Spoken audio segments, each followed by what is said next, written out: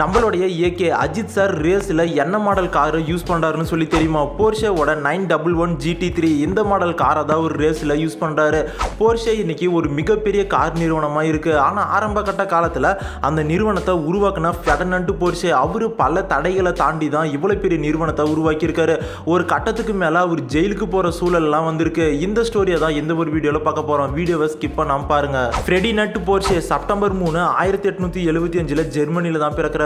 இவர் ஒரு இன்ஜினியர். போர்ஷேவுக்கு சின்ன வயசுல இருந்தே படிப்பு மேலையும் எலக்ட்ரானிக்ஸ் மேலையும் அதிகப்படியான ஈடுபாடு இருந்திருக்கு. ஆனால் ஒரு சுச்சுவேஷன்ல போர்ஷேவோட அண்ணன் இறந்து போனதுனால சின்ன வயசுலேயே அவரோட படிப்பை நிறுத்திட்டு அவங்க அப்பா கூட வேலைக்கு போற ஒரு சூழ்நிலை ஏற்படுது.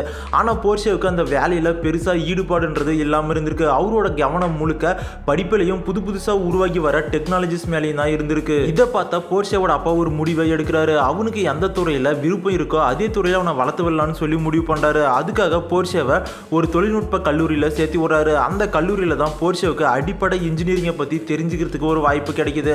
ஒரு சில மாதங்கள்லேயே அவரே ஓனாக ஒரு எலக்ட்ரிக் மோட்டாரை உருவாக்கி அது மூலமா கரண்ட்டை ப்ரொடியூஸ் பண்ணி அவரோட வீட்டில் இருக்க எல்லா எலக்ட்ரிக் பல்பையுமே எரி வச்சிருக்காரு. போர்ஷேவோட காலேஜ் முடிஞ்சதுக்கு அப்புறம் அவருக்கு என்ன பண்ணுறதுன்னு சொல்லி தெரியாமல் இருந்திருக்கு. அந்த காலகட்டமானது ஆட்டோமொபைல் இண்டஸ்ட்ரி வளர்ந்து வர காலகட்டமாக இருந்திருக்கு. அப்போ இருந்த எல்லா இன்ஜினியர்ஸ்க்குமே இந்த ஆட்டோமொபைல் இண்டஸ்ட்ரியில் நம்ம எதனா சாதிக்கணுன்ற எண்ணம் எல்லாருக்குமே இருந்திருக்கு. அதே எண்ணம் தான் போர்ஷேவுக்கும் இருந்திருக்கு.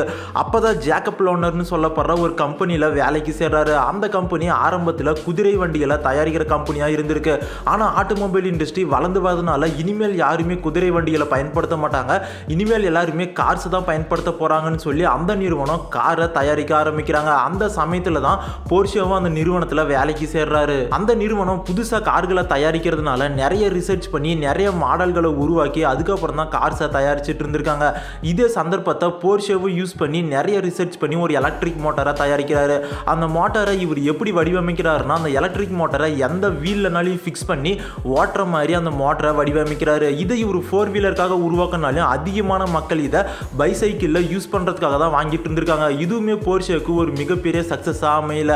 ஆனால் இதுக்கப்புறம் போர்ஷே என்ன முடிவு பண்ணுறாருன்னா இதே எலக்ட்ரிக் மோட்டரை 4 வீல் வெஹிக்கிளில் யூஸ் பண்ணுற மாதிரி நம்ம மாடிஃபை பண்ணணும்னு சொல்லி ஒரு எலக்ட்ரிக் காரை உருவாக்குறாரு. 1898 தான் முதல்ல லூனார் C2ன்னு சொல்லி ஒரு எலக்ட்ரிக் வெஹிக்கிளை இன்ட்ரடியூஸ் பண்ணுறாரு. ஆனால் அந்த எலக்ட்ரிக் வெஹிக்கிள் பெருசாக சக்ஸஸ் ஆகலை. அதுக்கு காரணம் அந்த எலக்ட்ரிக் வெஹிக்கிள் ரன் ஆகிறதுக்கு யூஸ் பண்ணுற பேட்டரி ரொம்பவுமே வெயிட்டாக இருந்திருக்கு. இதனாலேயே காரோட வெயிட்டுமே அதிகமாக இருந்திருக்கு. இதனால அந்த காரால் ரொம்ப தூரம் பயணம் பண்ண முடியாமல் இருந்திருக்கு. இதனாலேயே அந்த கார் மிகப்பெரிய சக்ஸஸாக மாறாமல் ஒரு ஃபெயிலியராக மாறுது. இதுக்கப்புறமும் தொடர்ந்து ரிசர்ச் பண்ணி போர்ஷே இன்னொரு காரை உருவாக்குறாரு, லூனார் போர்ஷே. அந்த காரில் 2 இன்ஜின்ஸ் இருக்கும். ஒன்று பெட்ரோல் இன்ஜின், இன்னொன்று எலக்ட்ரிக் மோட்டார். இந்த எலக்ட்ரிக் மோட்டார் ரன் ஆகிறதுக்கு தேவையான பவரை இந்த பெட்ரோல் இன்ஜின் ரன் ஆகும்போது அதிலிருந்து கிடைக்கிற மாதிரி தான் அந்த காரை அவர் வடிவமைச்சிருந்தாரு. ஆனால் இந்த ஒரு காருமே மிகப்பெரிய ஃபெயிலியராக மாறுது. அதுக்கு காரணம் அந்த கார் ரன் ஆகிறதுக்கு தேவையான பேட்டரியோட வெயிட்ன்றது ரொம்பவுமே அதிகமாக இருந்திருக்கு. இதனால காரோட வெயிட்டுமே அதிகமாக இருக்கு. அதனால அந்த காரால் ரொம்ப தூரம் பயணம் பண்ண முடியாமல் போகுது. இதனாலேயே இது ஒரு மிகப்பெரிய ஃபெயிலியராக போர்ஷேவுக்கு அமையுது. இதுக்கப்புறம் போர்ஷே என்ன முடிவு பண்ணுறாருன்னா ஜேக்கப் லோனர் நிறுவனத்தில் இருந்தோம்னா நம்மளால வளர முடியாதுன்னு சொல்லி 5 வருஷம் அந்த நிறுவனத்தில் வேலை செஞ்சதுக்கு அப்புறம் அந்த நிறுவனத்தில் வேலையை விட்டுறாரு. அங்கே வேலையை விட்ட உடனே டைம்லர்னு சொல்லப்படுற இன்னொரு கார் நிறுவனத்தில் அவருக்கு சீப் டிசைனராக ஒரு வேலையை கொடுக்குறாங்க. போர்ஷே அந்த நிறுவனத்துக்கு போன உடனே கம்ப்ரஷன் இன்ஜினில் அதிகப்படியான ஈடுபாடை காட்டி 30 ஹார்ஸ் பவர் இருக்க காரை உருவாக்குறாரு. அந்த கார் மிகப்பெரிய சக்ஸஸாக மாறுது. தொடர்ந்து நிறைய கார்களை உருவாக்குறாரு.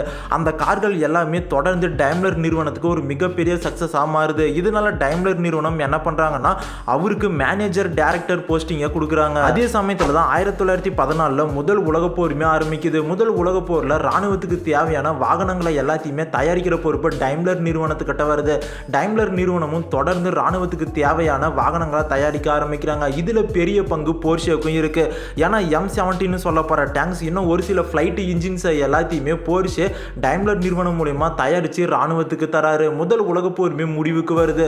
திரும்பவும் போர்ஷே என்ன முடிவு பண்ணுறாருன்னா கார்களை தயாரிக்கணும்னு சொல்லி முடிவு பண்ணுறாரு. அப்போ தான் போர்ஷே என்ன யோசிக்கிறாருன்னா பயங்கரமான ஒரு ஸ்போர்ட்ஸ் காரை தயாரிக்கணும்னு சொல்லி முடிவு பண்ணுறாரு. பல நாள் டிசைன் பண்ணதுக்கு அப்புறம் டைம்லர் சார்ச்சான்னு சொல்லி ஒரு காரை இன்ட்ரடியூஸ் பண்ணுறாரு. அந்த கார் பக்கவான ஒரு ரேஸ் காராக இருந்திருக்கு. அந்த கார் நிறைய ரேஸுகள்லையுமே கலந்துக்குது. அது கலந்துக்குன்னா 50 ரேஸில் 43 ரேஸை வின் பண்ணி ஒரு மிகப்பெரிய சாதனையை படைக்குது. இது டைம்லர் நிறுவனத்துக்கு ஒரு மிகப்பெரிய சாதனையாகவும் அமையுது. பின் நாட்களில் டைம்லர் நிறுவனம் பென்ஸ் கூட சேர்ந்து பென்ஸ் நிறுவனங்களோட காரை கூட உருவாக்க ஆரம்பிக்கிறாங்க. இந்த 2 நிறுவனமும் சேர்ந்து SSKன்னு சொல்லப்படுற ஒரு காரை உருவாக்குறாங்க. அந்த காலகட்டத்தில் இருந்த கார்கள்லேயே இந்த SSK கார் தான் ரொம்ப பவர்ஃபுல்லாக அதிக வேகத்தில் போகக்கூடிய காராக இருந்திருக்கு. கொஞ்ச நாளைக்கு அப்புறம் போர்ஷேவுக்கும் டைம்லர் நிறுவனத்தில் இருந்த ஒரு சில அதிகாரிகளுக்கும் கருத்து வேறுபாடு ஏற்படுது. இதனால போர்ஷே என்ன பண்றாருன்னா அந்த நிறுவனத்திலிருந்து அவருடைய வேலையை விட்டுறாரு. முதல் உலகப் போரோட தாக்கத்தினால அமெரிக்காவில் கிரேட் டிப்ரெஷன் ஏற்படுது. இதனால எல்லா நாடுகள்லையுமே பொருளாதாரத்தில் ரொம்பவுமே மந்தமாக இருந்திருக்காங்க. அப்போதான் போர்ஷேவுக்கு எந்த இடத்துலையுமே வேலைன்றது கிடைக்காம இருந்திருக்கு. அப்போதான் போர்ஷே என்ன முடிவு பண்றாருன்னா நாம ஏன் மற்ற இடத்துல வேலை கேட்டு போகணும், நாமளே ஒரு நிறுவனத்தை உருவாக்கலாம்னு சொல்லி போர்ஷே GmbHன்னு சொல்லி ஒரு நிறுவனத்தை உருவாக்குறாரு. அந்த நிறுவனத்தை கார் தயாரிக்கிறதுக்காக உருவாக்கல, காருக்கு தேவையான ஸ்பேர் பார்ட்ஸை தயாரிக்கிற ஒரு நிறுவனமாக தான் உருவாக்குறாரு. ஆனால் அந்த காலகட்டத்தில் பொருளாதார வீழ்ச்சி இருந்ததுனால பெருசாக எந்த நிறுவனங்களும் கார்களை அதிகமாக தயாரிக்கல. இதனால் காருக்கு தேவையான ஸ்பேர் பார்ட்ஸ் தயாரிக்கிற நிறுவனங்கள் எல்லாமே திவாலாகிற நிலைமைக்கு போகுது. அப்படி தான் போர்ஷேவோட நிறுவனமும் போகிற நிலைமையில இருந்திருக்கு. அந்த சமயத்தில் தான் போர்ஷேவுக்கு ஒரு லெட்டர் வருது. அந்த லெட்டர் தான் அவரோட வாழ்க்கையவே மாற்றுது. அந்த லெட்டர் அடால்ஃப் ஹிட்லர் கிட்ட இருந்து தான் வந்துருந்துச்சு. அடால்ஃப் ஹிட்லர் ஜெர்மனியோட சான்சலராக பதவி ஏற்றுக்கின உடனே அவருடைய முதல் நோக்கமே ஜெர்மனியை சூப்பர் பவராக மாற்றணுன்றது தான். ஆனால் அதுக்கப்புறமும் அவருக்கு ஒரு ஆசை இருந்திருக்கு. அது என்னன்னா எல்லா ஜெர்மனியர்களோட வீட்லேயும் கார் இருக்கணும், எல்லா ஜெர்மனியர்களுமே காரில் பயணம் செய்யணும்னு சொல்லி அவருக்கு ரொம்பவுமே ஆசை இருந்திருக்கு. இதனால அடால்ஃப் ஹிட்லர் என்ன பண்ணுறாருன்னா உலகத்தில் இருக்க எல்லா கார் நிறுவனத்துக்கிட்டையும் இந்த ஐடியாவை சொல்கிறாரு. உலகத்தில் இருக்க எல்லா கார் டிசைனர்கிட்டையும் லெட்டர் அனுப்பி அவங்கள எல்லாத்தையுமே ஒரு மீட்டிங்க்கு கூப்பிட்டு ஒரு மீட்டிங்கை அரேஞ்ச் பண்ணுறாரு. அந்த மீட்டிங்கில் இந்த மாதிரி ஜெர்மனியில் இருக்க எல்லா மக்களுமே வாங்குற ப்ரைஸில் ஒரு காரை உருவாக்கணும்னு சொல்லி சொல்கிறாரு. இதை கேட்டு அங்கே இருக்க கார் நிறுவனங்கள் எல்லாமே இப்படி ஒரு காரை உருவாக்கவே முடியாது, இது சாத்தியமே கிடையாதுன்னு சொல்லி ஹிட்லர் கிட்ட சொல்லியிருக்காங்க. அங்கே இருக்க டிசைனருமே இப்படி ஒரு காரை உருவாக்கணும்னா அதை விற்கிறத விடவும் அதை உருவாக்குறதுக்கான செலவு அதிகமாகும்னு சொல்லியிருக்காங்க. ஆனால் போர்ஷே மட்டும் வேற விதமாக யோசிக்கிறாரு. தன்னோட நிறுவனத்தை பெரிய அளவில் வளர்த்தெடுக்கணும்னா அதுக்கு அரசியல் சப்போர்ட் வேணும். ஹிட்லருடைய இந்த கனவை நினைவாக்கணும்னா நம்மளுக்கு ஹிட்லர் கிட்ட இருந்து சப்போர்ட் கிடைக்கும், நம்மளோட நிறுவனத்தை பெருசாக மாற்றலாம்னு சொல்லி பல நாள் ரிசர்ச் பண்ணி உழைச்சி ஃபோர்ஸ் வேகனில் பீட்டல்னு சொல்லப்படுற ஒரு காரை உருவாக்குறாரு. அந்த கார் அஃபோர்டபுளான ப்ரைஸில் ரொம்பவுமே குவாலிட்டியாக இருந்திருக்கு. ஹிட்லரோடைய பல நாள் கனவு நிஜமான உடனே இதுக்கப்புறம் ஹிட்லருக்கும் போர்ஷேவுக்குமான நட்பு ரொம்பவுமே நெருக்கமாக மாறுது. அந்த பீட்டல் கார் தயாரிக்கிறதுக்கு முன்னாடியே 3 லட்சம் ஆர்டர் வந்து ஒரு மிகப்பெரிய சக்ஸஸ் காராக மாறுது. இதுக்கடுத்து 1939 இரண்டாம் உலகப் போருமே ஆரம்பிக்குது. இரண்டாம் உலகப் போரில் ஹிட்லரோட ராணுவத்துக்கு தேவையான ராணுவ வாகனங்களை போர்ஷே டிசைன் பண்ணி தர ஆரம்பிக்கிறாரு. ஒரு கட்டத்துக்கு அப்புறம் ராணுவத்துக்கு தேவையான வாகனங்களை போர்ஷேவே தயாரிக்கவும் ஆரம்பிக்கிறாரு. இரண்டாம் உலகப் போரில் மிகப்பெரிய பங்கை ஹிட்லருக்கு போர்ஷே தராரு. இரண்டாம் உலகப் போரோட முடிவில் ஹிட்லர் இறந்து போயிடுறாரு. ஹிட்லர் இறந்து போனதுக்கு அப்புறம் பிரான்ஸ் கவர்மெண்ட் என்ன பண்றாங்கன்னா போர் குற்றத்துக்காக போர்ஷேவை அரெஸ்ட் பண்றாங்க. இதுக்கு ஒரு காரணமும் இருக்கு. ஏன்னா இரண்டாம் உலகப் போர் சமயத்தில் ஜெர்மனியில் இருக்க எல்லா நிறுவனமே போரில் அரெஸ்ட் பண்ணப்படுற குற்றவாளிகளை கைதிகளாக மாற்றி அவங்களுடைய நிறுவனத்தில் சாகர வரையும் வேலை வாங்கியிருக்காங்க. அந்த மாதிரி தான் போர்ஷேவும் அவருடைய நிறுவனத்தில் கைதிகளை வேலை வாங்கியிருக்காரு. இதனால தான் பிரான்ஸ் கவர்மெண்ட் போர் குற்றத்துக்காக போர்ஷேவை அரெஸ்ட் பண்ணி ஜெயிலில் வைக்கிறாங்க. போர்ஷேவை மட்டும் கிடையாது, அவருடைய பையனையும் அரெஸ்ட் பண்ணி ஜெயிலில் வைக்கிறாங்க. கொஞ்ச நாள் கழிச்சு அவருடைய பையன் மட்டும் ரிலீஸ் ஆகிறாரு. ஆனால் போர்ஷே பண்ண குற்றங்கள் எல்லாமே நிரூபிக்கிற வரையும் அவர் ஜெயிலில் தான் இருக்கணும்னு சொல்லி போர்ஷேவை ஜெயிலே வச்சுட்டு இருந்திருக்காங்க.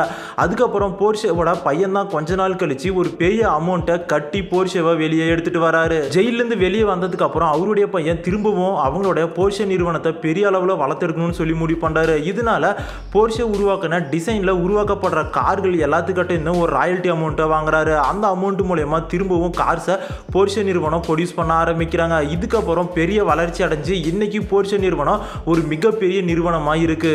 இந்த மாதிரி இன்ட்ரெஸ்டிங்கான ஃபேக்ட்ஸ் ஸ்டோரிஸ் எல்லாம் தெரிஞ்சுக்கணும்னா இன்னும் சேனலை சப்ஸ்கிரைப் பண்ணாமல் தான் ப்ளீஸ் சப்ஸ்கிரைப் பண்ணிக்கோங்க. நம்ம சேனலில் எவ்வளோ வீடியோ போட்டாலுமே சப்ஸ்கிரைபர்ஸோட கவுண்ட் மட்டும் ஒரே இடத்துல இருக்கு. நீங்கள் சப்ஸ்கிரைபே பண்ணலன்னா கூட பரவாயில்ல, அட்லீஸ்ட் இந்த வீடியோக்கு ஒரு லைக் ஆச்சு போட்டு இந்த வீடியோ எப்படி இருந்துச்சுன்றதை கமெண்ட்ல சொல்லுங்க.